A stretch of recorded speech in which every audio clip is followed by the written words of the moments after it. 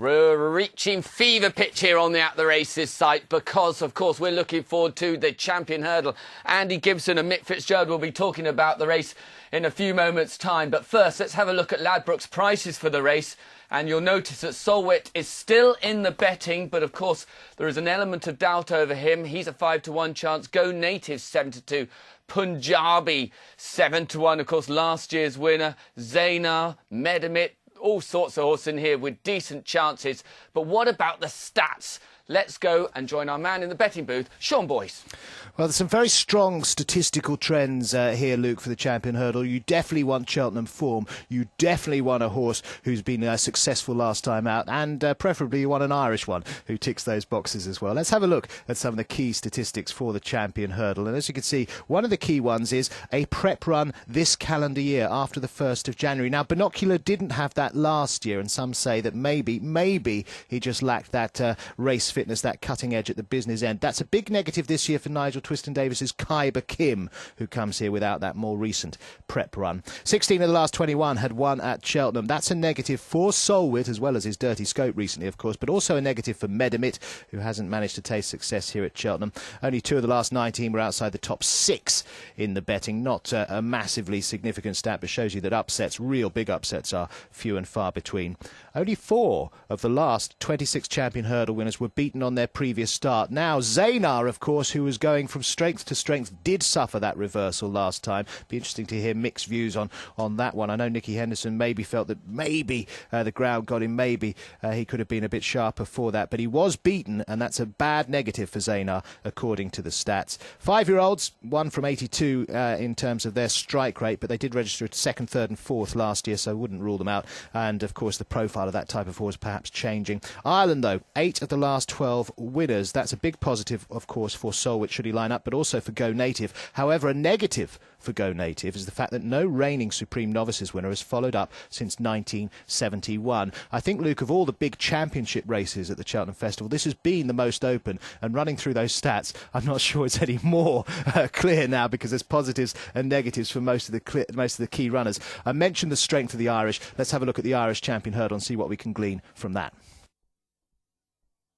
Sublimity and Solwit with Donna's Palm towards the inside, heading down now to the final flight in the Toshiba Irish Champion Hurdle. And Solwit and Sublimity, they battled it out here last time at Christmas. They're coming down to the final flight. Solwit from Sublimity on the inside. They've gone away from Donna's Palm, racing up now towards the final 200 yards, and it is Solwit who's drawing on now as they race up towards the finish. It is Solwit and Davy Russell going on clear now and drawing away. Donna's Palm battles on for the 2nd, Sublimity 3rd, Celestial Halo is 4th.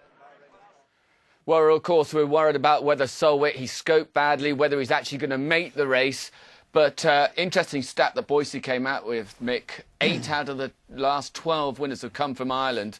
So it's got to be Go Native, isn't it? Well, it certainly looks that way. Chasing a £1 million bonus as well. And I did a Cheltenham preview in Ireland the other night with Paul Carberry, and he was very keen to point out that he will deliver his challenge very late. And if you go back and freeze the tape of when they jumped the second last in the Supreme last year, Richard Johnson rode Copper Blood. He drifted off the rail, and suddenly Paul's had to go for the gap, and he got there a mile too soon. And I asked him about it the other night, and he said the very same thing. If he'd have held on to him for longer, he'd have been an impressive winner of the Supreme. Andy, I wasn't totally convinced with Go Native until the fighting 5th, and then he's beaten some very good horses. Admittedly, it's a lot easier track than Cheltenham, but there's no denying how impressive he was. Absolutely, and for me, Go Native is a Cheltenham horse. I thought at the start of the season that he might struggle in the trials and then be a really big price for the Cheltenham Festival, a little bit like for Paddy de Plastro. And so for me, he's the one to beat. I think he's the best back to lay of the week because he's such a good traveller. You've got 2 to jump. You're going to be trading him something like 5.5 before the race. Get rid of him 2.5, something like that, during the race. Go for a free bet, 3-point free bet on him. I think that's the way to go with Go Native. It's all about whether the gap's open at the right time for him. Nicky Henderson, of course, has the reigning champion hurdler in Punjabi, but he also has Binocular as well, and Zaynar, Fitzy.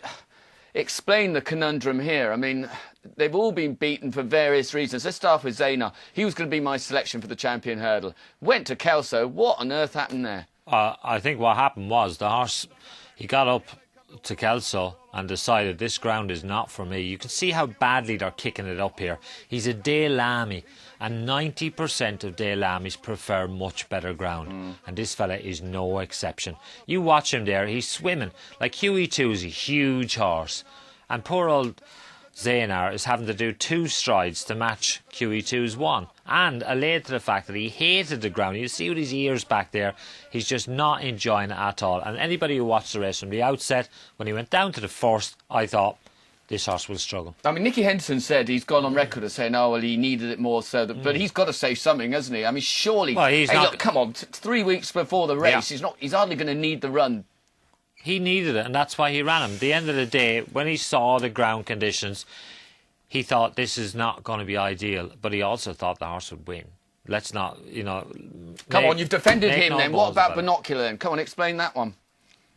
They've obviously found nothing wrong with him. Which is even more worrying. Well, it shows that Nicky said all along he didn't think there was anything wrong. He just thought the horse, for whatever reason, was underperforming.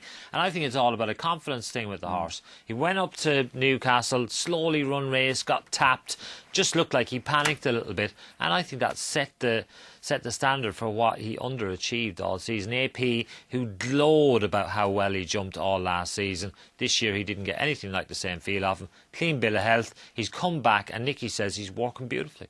Yeah, I don't care. I can't remember on my mind after that, Andy. I don't know about you, but I mean, always thinks to me the first thing that goes with a horse, if they've got a mental or a physical problem, is their jumping, and he just ain't happy, that boy, for some...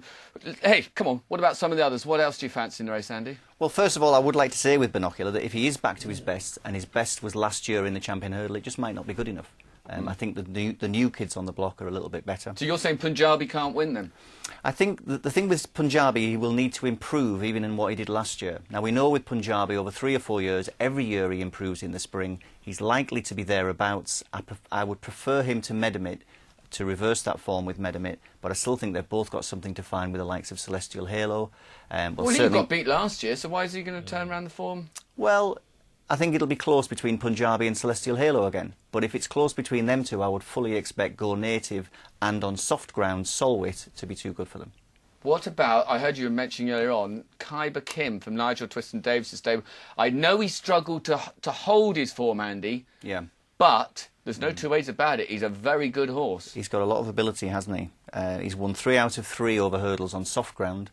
But I don't think that's the whole picture. I mean, he's won 3 from 11 in total, which is not the profile of a champion hurdler. And his record after Christmas is very poor. You know, to me, if it came up soft, I think it would be a small win bet as a saver rather than your main bet. OK, well, Fitzy, what's your selection going to be? I mean, you won on Kaiba Kim. I certainly have, and I loved the horse, always did. When I won a novice hurdle on him, I said to the trainer, I said to Nicky, look, enter him in the champion hurdle, even as a novice. That's how good a feel he gave me, and that's how good a horse he is. But you just worry about the fact that he's not able to string the runs together. They're training him differently at Twistons, I think, which gives him a very good each-way chance in the race. I think Punjabi, he's overpriced. He has to have a squeak at a decent each-way price, but I love Go Native. I backed him at 16, so I'm happy. Go Native for Fitzy, Andy?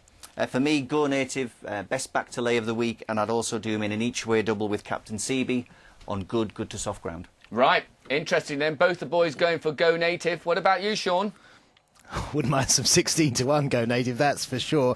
Not quite so sure I'd want to be with him at a short price, given the trainer's sort of strike rate at this time of year at Cheltenham. However, interesting to hear those thoughts about Khyber Kim. Very interesting to hear what Mick Fitzgerald said there, that when he rode him as a novice, he thought he was good enough to be entered in the champion hurdle as a novice. Something clearly went amiss with that horse. We've interviewed Nigel Twiston-Davis a few times this season on Get On here on At the Races, and he has said to me on at least 2 occasions, it's a different horse this year. They're not sure what the problem was in the past, but they do feel they have a different horse. They've changed the way that they train him. They've changed the preparation for him. He hasn't had a recent run, which is a doubt, but his price is wrong. If you watch the footage of what he did at Cheltenham in his two victories this year, there's no way he should be that price. If he were trained by W. Mullins or by N. Henderson, he would be 7-2. He's still available at 7-1. He was a double-figure price before we started to lose horses left, right and centre, and for me, he's the outstanding, the clear value in the race.